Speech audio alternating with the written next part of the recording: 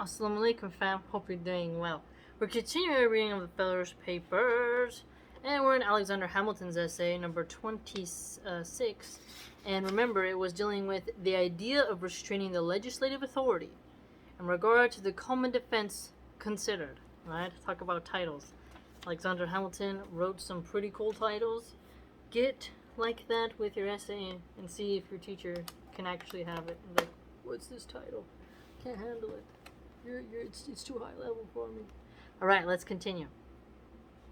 Schemes to subvert the liberties of a great community require time to mature for them for execution. So what is it? What did he just say right here? Already, boom. Schemes to subvert a conspiracy.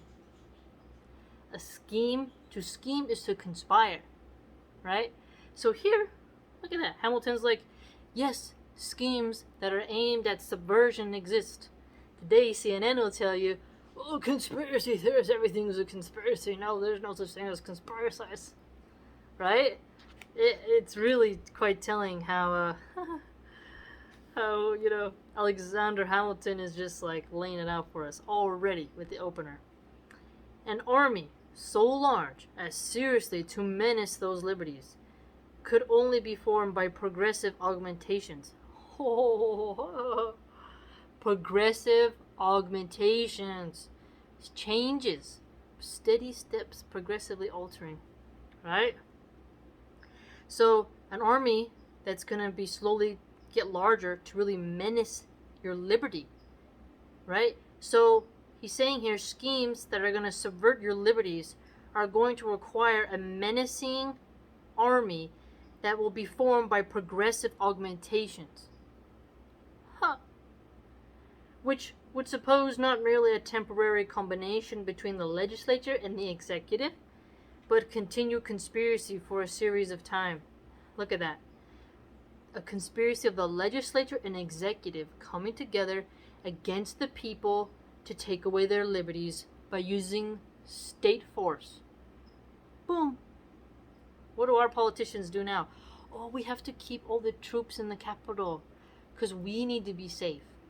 People have pointed out that, is it really about that, or are you trying to normalize standing armies, which the founders said was not good? You cannot have the National Guard out in times where there isn't a riot. There's not an active riot. Why do you need them there? Oh, there's a potential, but it's peaceful, but there's a potential. He got into that in the previous essay.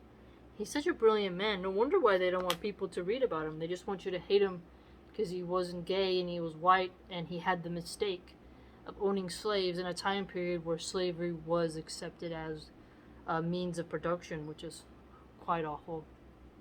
But it's better for us to examine the ideas, criticize his decisions of the past, but his actual politics we must examine. It is probable that such a combination would exist at all.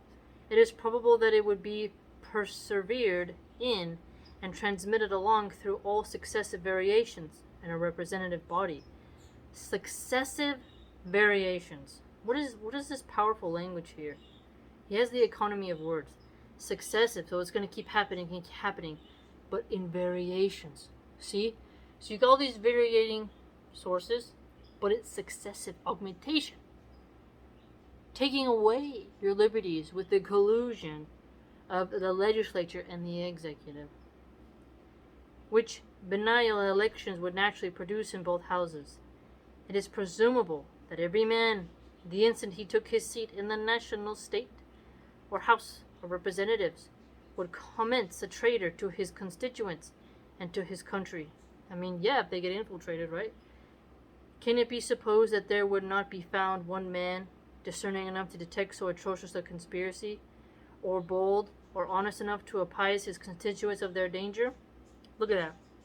So he's saying, won't somebody point out the conspiracy, an atrocious conspiracy, be discerning to find and detect that his constituents, their liberties are in danger? Would he be bold enough and honest? Do you see how he's speaking? He's really saying politicians should be honest. They should want the best for their people. They shouldn't be sellout globalists run by bought and paid for by foreign nations. They should serve the people, protect their liberties from the executive and other branches. Look how he talks about the people, right? He recognizes the government is supposed to obey and protect the people, not us protecting them and worshiping them. Tells you a lot of how far we've fallen. If such presumptions can fairly be made, there ought to be at once an end of all delegate authority.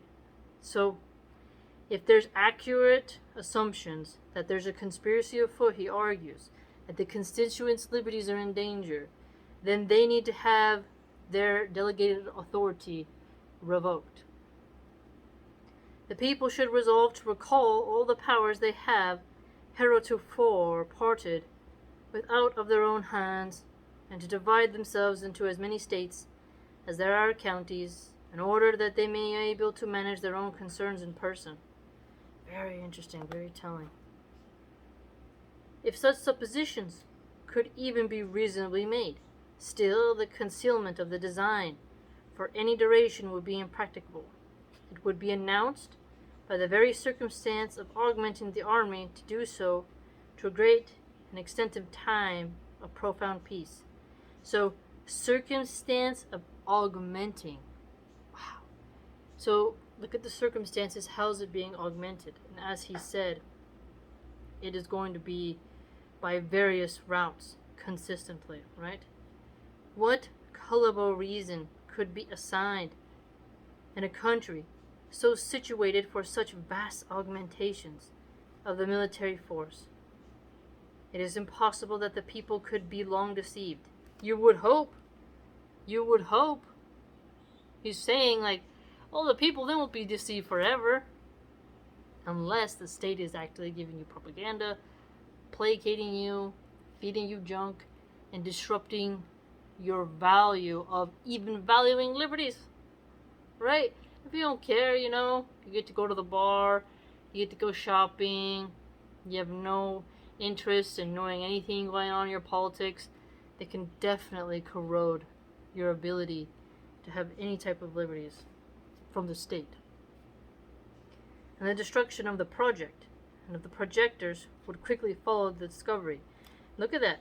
So he has a lot of hope for people, so that if you discover somebody's doing conspiratorial vast augmentations to the military and to your liberties, that they should have that project, and those who are projecting it quickly discovered and, taken care of.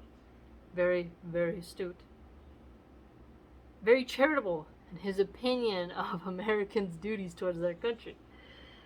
It has been said that the provision which limits the appropriation of money for the support of an army to the period of 2 years would be unavailing, because the executive, when once possessed of a force large enough to awe the people into submission. Now look at that.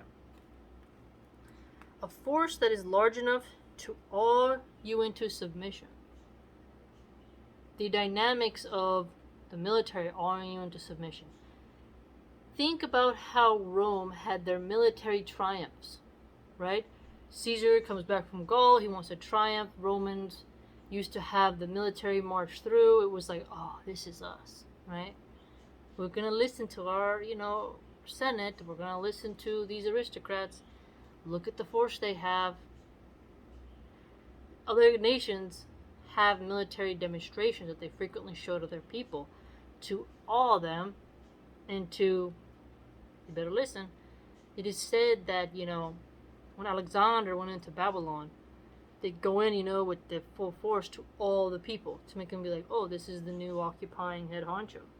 To awe them into being fearful of disobeying. Would find resource in that very force sufficient to enable him to dispense with supplies from the acts of the legislature. But the question again recurs. Upon what pretense could he be put in possession of a force of that magnitude in time of peace? So, how would he get hold of an army that grand that could awe you into submission in a time of peace? Good question, right? You think, hey, small National Guard, no problem.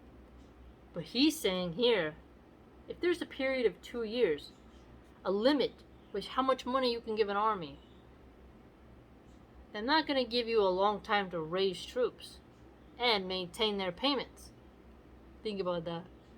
So by limiting the payments to 2 years, it helps you limit the potentiality for such a large demonstration during a time of peace. Right? Very interesting. If we suppose it to have been created in consequence of some domestic insurrection or foreign war, then it becomes a case not within the principle of the objection. So he's saying here quite common sensely, if there's a domestic issue or a foreign issue, then obviously the army of force that awes the people is necessary. But then he says there's a difference between times of peace and times of domestic or foreign turmoil. Right?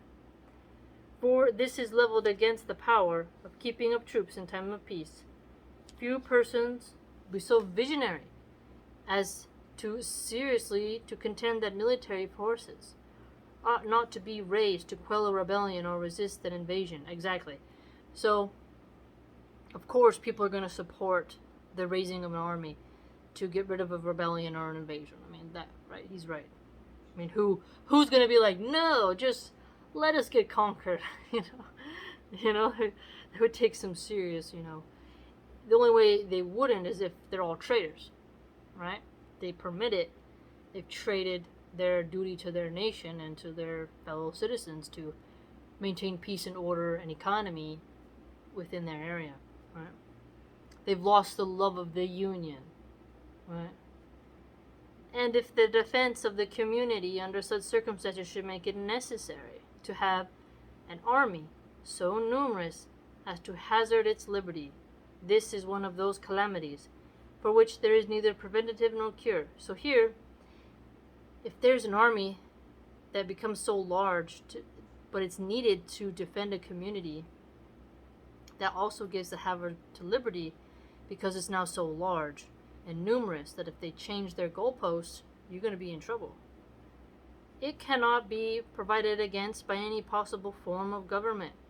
It might even result from a simple league of offensive and defensive.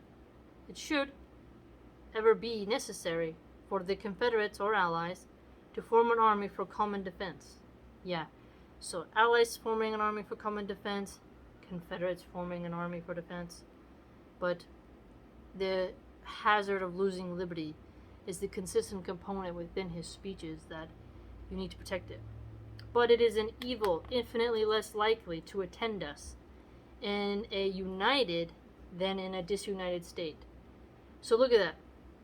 That evil of that type of abuse by a military is going to be harder in a united than in a disunited one, because disunited would make it easier. So the founders didn't want all these factions fighting. Today, our leaders are promoting us to fight with each other. The media, big tech, is only censoring one side, piling onto one, not being unbiased, clearly censoring unproportionately and unaccurately, and oftentimes unjustly, right? This creates tension and does not lead to peace because you're not letting the people have their natural ebb and flow.